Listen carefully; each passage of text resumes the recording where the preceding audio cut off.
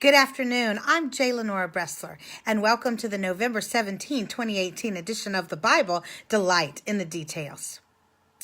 Today we are in Psalms, Psalm 5:3 to be exact. In the morning, Lord, you hear my voice. I lay my requests before you and wait expectantly. In my teaching, I do a lot of teaching, as you know, of managers and supervisors. And one of the things I'm always telling them is do not wait until you're in a mess or you don't know what to do or you've gone too far down a road to be able to turn back before you call your human resource professional. And I also say the same thing about your employment lawyer. You know, so many people make that mistake in business. They go along, act without thinking about necessarily the consequences and certainly without getting expert guidance.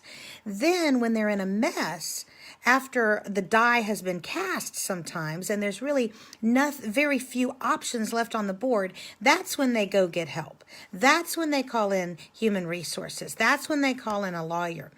And I always tell people, particularly managers, human resources is not the enemy. It is actually your ally. But you make them into, you bind their hands because you wait to involve them until after you've done things that you can't take back and that may have foreclosed them from having options to help you. Well, my friends, if that's true about HR and lawyers, think of how much more true it is about God Himself. And the reason I love Psalm 5:3 is that it takes that anticipatory, proactive stance. Get God involved first when you have not so tainted the options. You know, yes, God can pull you out of a bad situation, but He is often loath not to let you suffer some consequences because there is a if-then kind of sequence to life.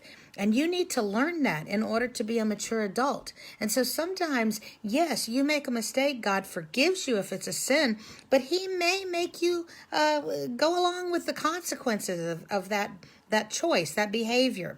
So why not spare yourself the grief and Him the heartache of having to make you go through that and learn your lesson, so to speak, by involving Him early? It's as simple, frankly, as that. That's what Psalm 5:3 is talking about. Now, curiously, I actually happened to have this particular scripture verse brought to my attention today because I saw it led in an article about the top 5 verses that businesses need to consider as they are looking into doing strategic planning.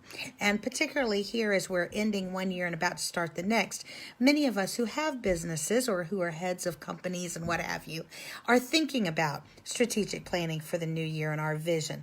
And my question to you is this.